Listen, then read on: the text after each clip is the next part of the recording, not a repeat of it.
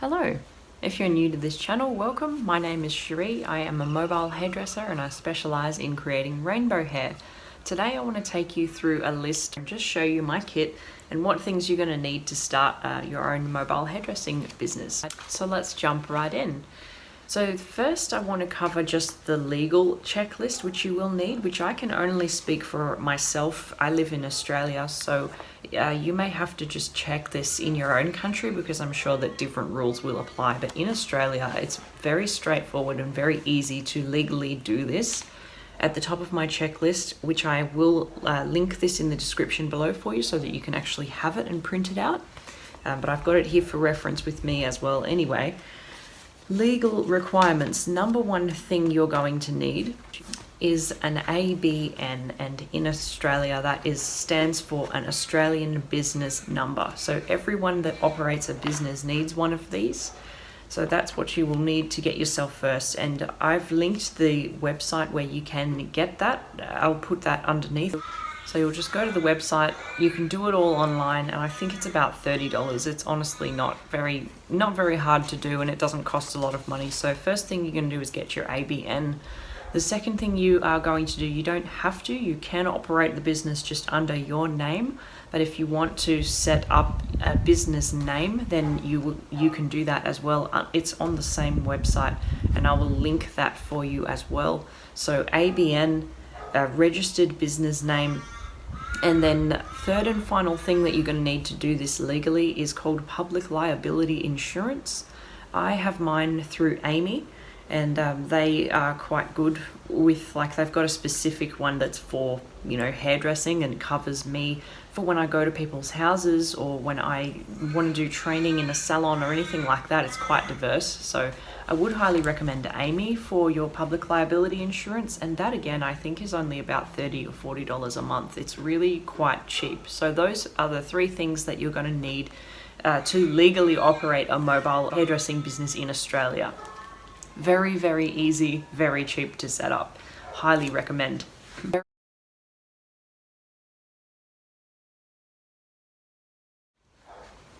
Next, I'm going to go through a checklist with you, a checklist of all the tools that you're going to need. And the beauty of this is it can be done for so cheap. When I first started out, I did not have much at all. You don't need all the fanciest gear, you just need the basics. The first tool that you're going to need is a suitcase of some sort to keep all of your tools in. I do have one that is like a purpose-built hairdressing system, which I picked up from my local supplier. You can get them online. I would just Google search something like hairdressing, mobile hairdressing case, and you can get one of those, and that's probably going to set you back around $100, $150, so it is a bit more of an expense. When I first started up, I just had a standard suitcase. So just a travel suitcase, which I believe I purchased secondhand. You know, if you need that and you haven't got much to start out with, you can even get them from the secondhand shop for like $10 or $20, and that will see you through. I think for the first year I operated my business with just a standard suitcase, and then I had like containers within that suitcase, and it was quite organized. So you don't need to spend much initially, but if you want to go down the road of a professional hairdressing suitcase, I will just show you mine. That's the suitcase.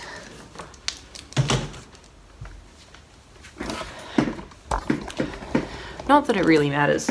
Like, it doesn't really matter, you know, you don't have to have the fanciest stuff, but the one thing that will matter, wheels. Make sure whatever you get that it's on wheels, because you're going to put a lot of stuff in this case. It's going to be really heavy, so you want to make sure that you've got this on wheels so that you can get it in and out of your car, walk it down the client's driveway, walk it through their house, nice and easy. So wheels. So the next thing that is on my list is peroxides. So you will need to pack your bottles of peroxide. I like to take usually with me my 5 vol, my 10 vol, my 20 vol, and my 30 vol. That's all I use. I never use a 40. Take my big guys with me. So, taking all of them, because you never know really what you're going to be dealing with, so it's good to just have more than you need. So bottles of peroxide, foil or mesh sheets, whatever you prefer to use. Usually I would have a roll of foil that I would buy from my local supplier, dedicated hairdressing foil.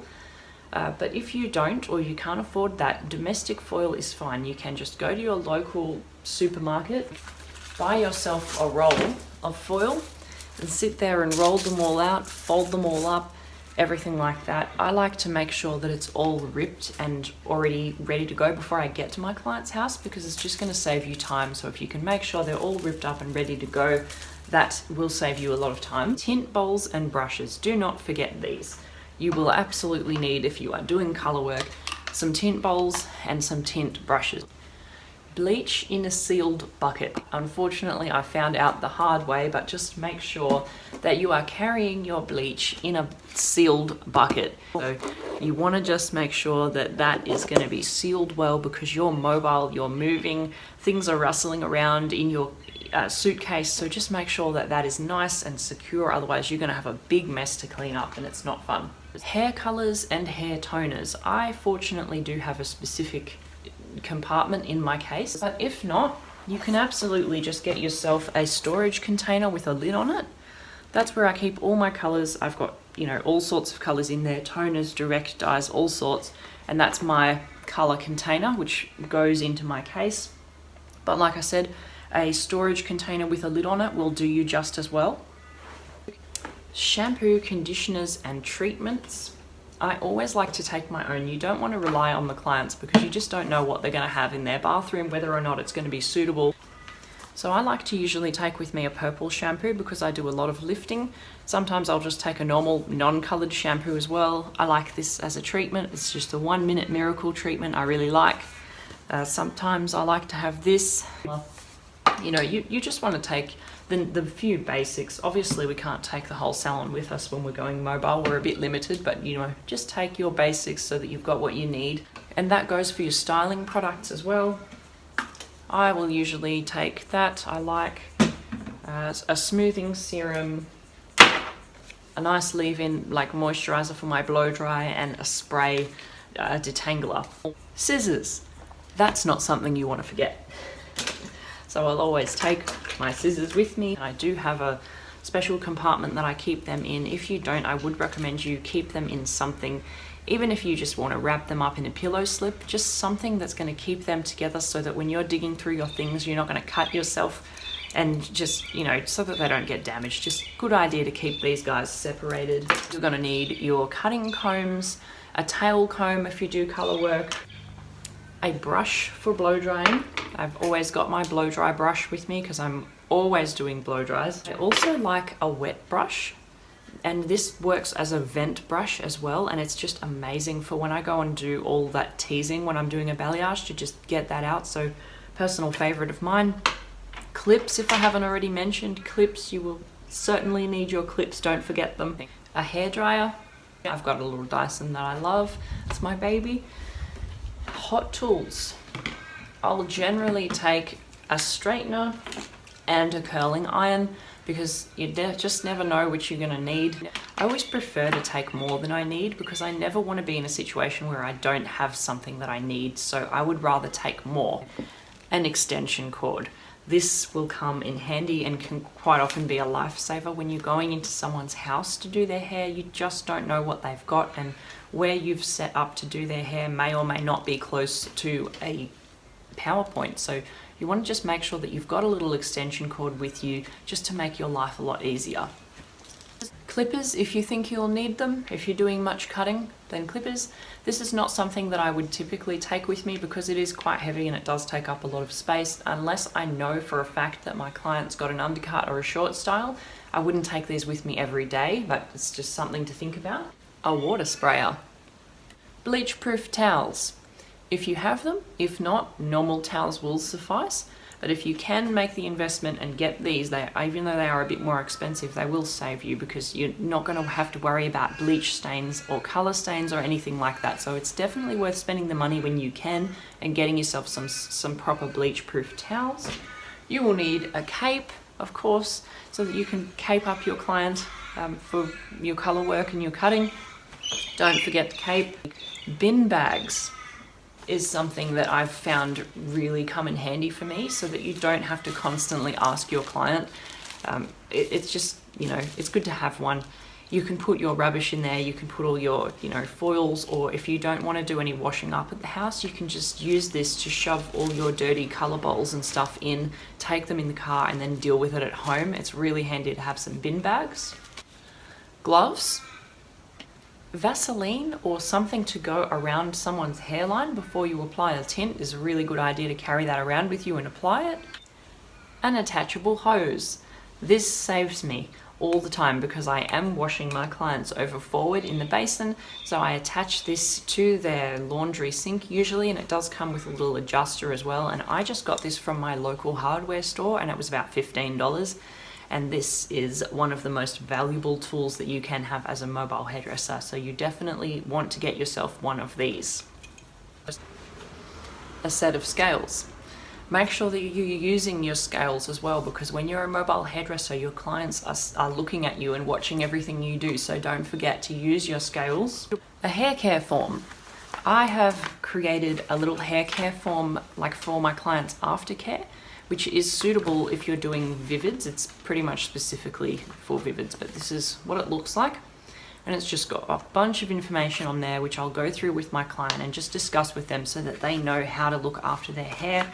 I'll usually put it in a slip like this in my case so that it's not getting damaged and it's just a bit nicer to give to your client. That's a really good tool to give to your clients. A bottle of water and a snack, because you might be gone all day and not everyone is going to offer you a drink, unfortunately. So pack yourself a water bottle so that you don't die, and food if you get hungry. And then lastly, you're going to want to just pack anything that you might need to take photos, like photo props. I do have a YouTube video available on how I actually take my photos, and I use a board and like a throw over my clients' clothes. So I do actually pack and take that in my car with me. That's not going to fit in this case, but I take it in my car so that it's there.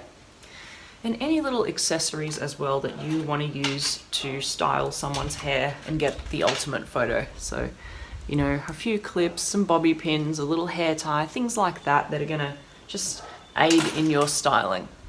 And that's it. So I'm going to drop a link to that checklist below for you so that you can have that if you're thinking about starting up as a mobile hairdresser. All the best. I highly recommend it. It is amazing, and one of the advantages that you have that you may not realize is as a mobile hairdresser you can target such a wider area, and it really helped me to get my name out there because I was willing to go further. I was willing to get in my car and travel, you know, an hour south, an hour north, an hour east. Like, it allowed me to put myself out there more, and I think that my business has grown significantly because I was able to do that. So yeah, you will get out what you put in with this, but for me it has been really successful and it's been the best thing I've ever done, and it's really helped me to grow my business and get myself out there. And it's just been a really fun, exciting journey for me. So I hope you've enjoyed that video. I've given you the checklist, and yeah, that's it. I'm going to get out of here. Please give me a like and a subscribe if you have liked this. Give me a follow on Instagram too if you like seeing rainbow hair. I do discuss a lot of the details of how I create, the steps that I take, and the process photos I like to share with you guys. I'm going to get out of here. I hope you liked that. Bye.